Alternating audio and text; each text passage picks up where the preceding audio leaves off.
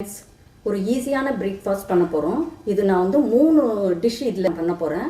அது ரொம்ப ஈஸியாக இருக்கும். உங்களுக்கு வந்து ஒர்க்கிங் டேஸில் வந்து 10 நிமிஷத்தில் இந்த பிரேக்ஃபாஸ்ட் பண்ணி நீங்கள் எடுத்துகிட்டு போயிடலாம் டிஃபனில். எப்படி பண்ணலான்னு பார்க்கலாமா? வாங்க. மார்னிங் இந்த பிரேக்ஃபாஸ்ட் பண்ண போகிறோம். இதுக்கு வந்து முதல்ல நம்ம பட்டர் கொஞ்சம் ஆட் பண்ணிக்கலாம். 1 ஸ்பூனு.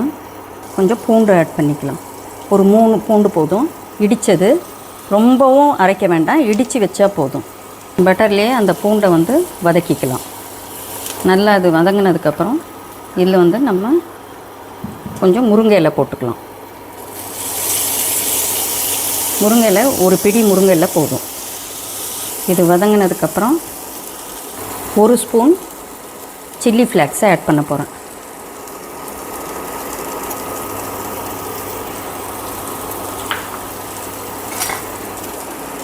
அதுக்கப்புறம் 1/4 டீஸ்பூன் உப்பு.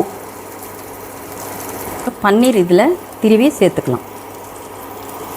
நல்ல பொடியாக திருவின மாதிரி இருக்கணும். தேங்காய் திருவின மாதிரி பன்னீர் திருவி இதில் சேர்த்துக்கணும். பன்னீர் வந்து இந்த லெவல் திருவி. இப்போ நம்ம வந்து காரத்துக்கு வந்து ஃப்ளாக்ஸ் சேர்த்துட்டோம், உப்பு சேர்த்துட்டோம், முருங்கீரை, பன்னீர். இப்போ இதை நம்ம ஆஃப் பண்ணிடலாம். ராகி மாவு 3/4 கப்பு இதில் போட்டேன், ஆட் பண்ணிட்டேன்.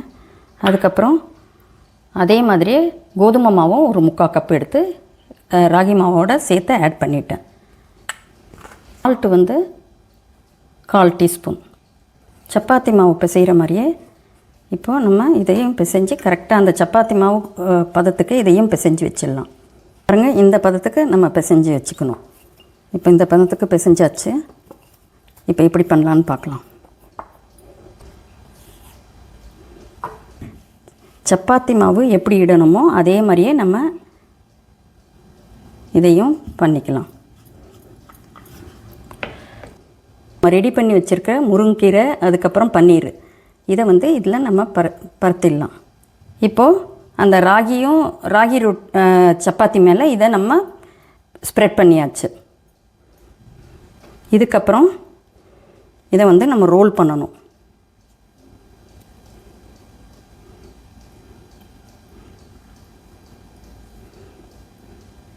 ரோல் பண்ணியாச்சு. பாருங்கள், இந்த மாதிரி நம்ம கட் பண்ணி எடுத்துக்கலாம். இது பேர் என்னென்னா ராகி பின்வில். இது வந்து குழந்தைங்களுக்கு ரொம்ப பிடிக்கும். பன்னீரும் இருக்கிறதால நல்ல டேஸ்ட்டாகவும் இருக்கும். ஈவினிங் ஸ்நாக்குக்கு இது ரொம்ப ஒரு நல்ல டிஷ்ஷு. இது வந்து பசங்களுக்கும் ஒரு பிடிச்ச டிஷ்ஷு. இது பிரேக்ஃபாஸ்ட்டில் நம்ம பசங்களுக்கு கொடுத்தா அன்றைக்கி ஃபுல் டே ஃபில்லிங்கோட பசங்களுக்கு நல்லாவும் ஒரு டேஸ்ட்டாகவும் இருக்கும், விரும்பி அவங்க சாப்பிடுவாங்க.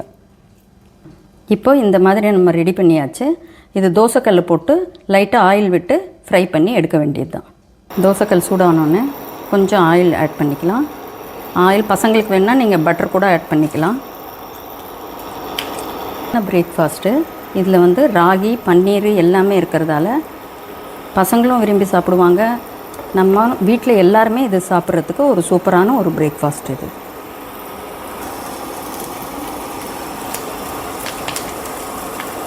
ஃப்ரை ஆனோடனே இன்னொரு சைடும் நான் திருப்பி போட்டிருக்கேன்.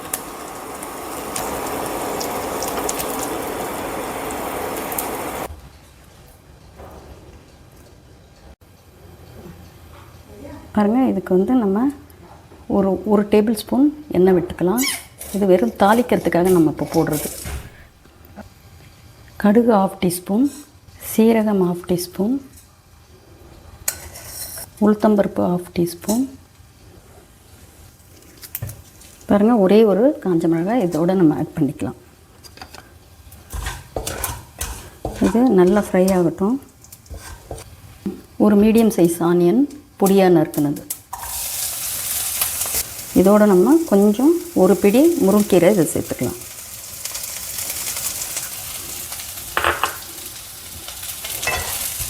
ஒரே ஒரு காஞ்ச மிளகாய் போட்டதால் ஒரு க்ரீன் சில்லியும் ஆட் பண்ணிக்கோங்க. பாருங்கள், 1 கப் ராகி எடுத்திருக்கேன். இந்த 1 கப் ராகிக்கு நமக்கு வந்து அதே சேம் 1 கப் தண்ணி ஊற்றணும். இப்போ நான் 1 கப் தண்ணி ஊற்றுறேன்.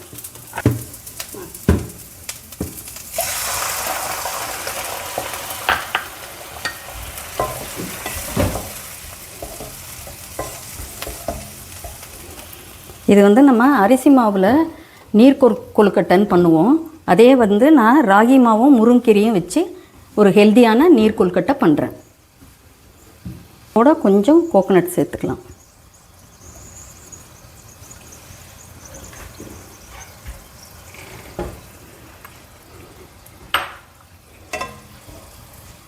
கால் டீஸ்பூன் சால்ட்டு.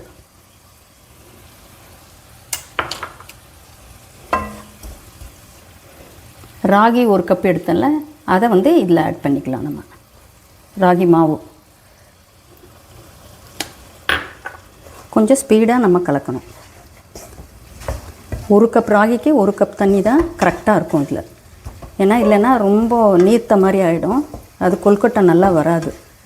இது சூப்பரான ஹெல்த்தியான ராகி அண்டு முருங்கீரை போட்டு நீர் கொழுக்கட்டை.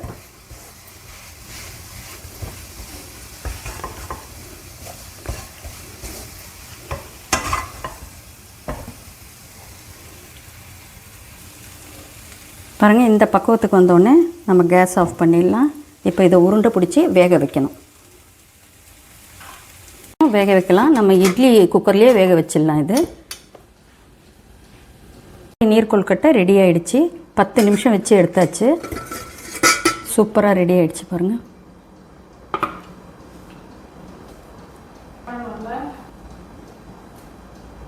இப்போ நம்ம வந்து பாசிப்பயிறு வச்சு ஒரு பிரேக்ஃபாஸ்ட் பண்ண போகிறேன்.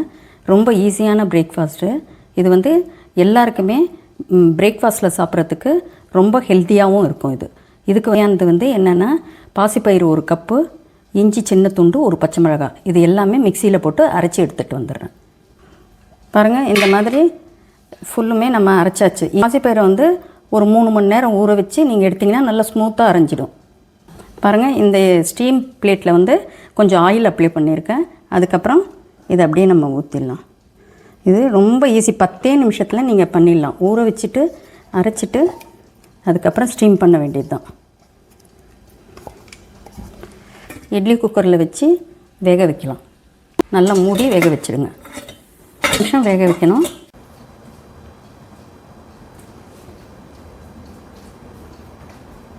பாசிப்பயிறு ஊற வச்சு நம்ம அரைச்சி எடுத்துகிட்டு வந்தாச்சு. அதுக்கப்புறம் வேக வச்சு எடுத்தாச்சு. இப்போ நம்ம வந்து அதை ஃப்ரை பண்ணலாம்.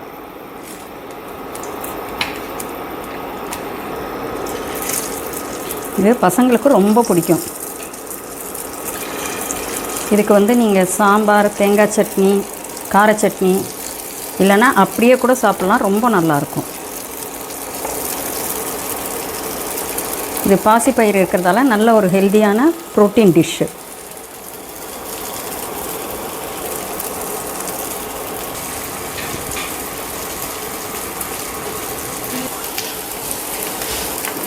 இது அப்படியே திருப்பி போட்டிங்கனாலும் இதை பார்த்தீங்கன்னா 2 பக்கமும் நம்ம திருப்பி போட்டதுக்கப்புறம் நல்ல கிறிஸ்பியாகவும் இருக்கும் மேலே. நம்ம வந்து பிரேக்ஃபாஸ்ட்டுக்கு 10 நிமிஷத்தில் பண்ணுற ஈஸியான 3 டிஷ் பண்ணி காமிச்சிருக்கேன். எல்லாத்துக்குமே 10 மினிட்ஸ் போதும். இது வந்து ராகி நீர் உருண்டை, அதுக்கப்புறம் வந்து ராகியில் பின்வீல், அதுக்கப்புறம் பாசிப்பயிறு. இது ஒரு கிறிஸ்பியான கட்லெட் மாதிரி இருக்கும் இது. ஸோ இந்த மாதிரி பிரேக்ஃபாஸ்ட்லாம் நீங்கள் அவசரமாக ஆஃபீஸ்க்கு போகிறப்ப டக்குன்னு பண்ணிவிட்டு அதே சமயத்தில் ஹோம்மேடாகவும் இருக்கும், அதே சமயத்தில் ஹெல்த்தியான டிஷ்ஷஸும் நம்மளால் பண்ண முடியும். ஸோ இந்த மாதிரி ஒரு வீக்கில் ஒரு 3 ஒர்க்கிங் டேஸ்க்கு நம்ம ரெடி பண்ணிடலாம் இந்த மாதிரி ஒரு ஹெல்த்தியான டிஷ்ஷு. ஸோ இந்த மாதிரியான யுனிக்கான ஹெல்த்தியான டிஷ்ஷஸ் எல்லாம் எங்களோட சேனலில் வந்துகிட்டே இருக்குது. ஸோ எங்கள் சேனலை வந்து சப்ஸ்கிரைப் பண்ணிவிட்டு பாருங்கள். ஸோ இந்த மாதிரி அமேசிங் டிஷ்ஷஸ்லாம் வரும். ஸோ நீங்களும் அதை பார்த்து பண்ணி பார்க்கலாம். நீங்கள் பண்ணி பார்த்துட்டு எங்களுக்கு கமெண்ட் பண்ணுங்கள். எங்களுக்கு வந்து அது ஒரு பெரிய ஃபீட்பேக்காக இருக்கும். அதே சமயத்தில் ஹைப் பட்டனை ப்ரெஸ் பண்ணுங்கள். ஸோ தட் உங்களை மாதிரியே எல்லாருக்கும் போய் எங்களோட ரெசிபீஸ்லாம் சேரும். ஆல் நோட்டிஃபிகேஷன் பட்டனை கிளிக் பண்ணிங்கன்னா உங்களுக்கே வந்து நோட்டிஃபிகேஷனில் எங்கள் ரெசிபீஸ்லாம் டான்னு வந்து விழுந்துடும். உங்களுக்கு ஈஸியாக இருக்கும் பார்க்குறதுக்கு. So please subscribe our channel, like and follow as.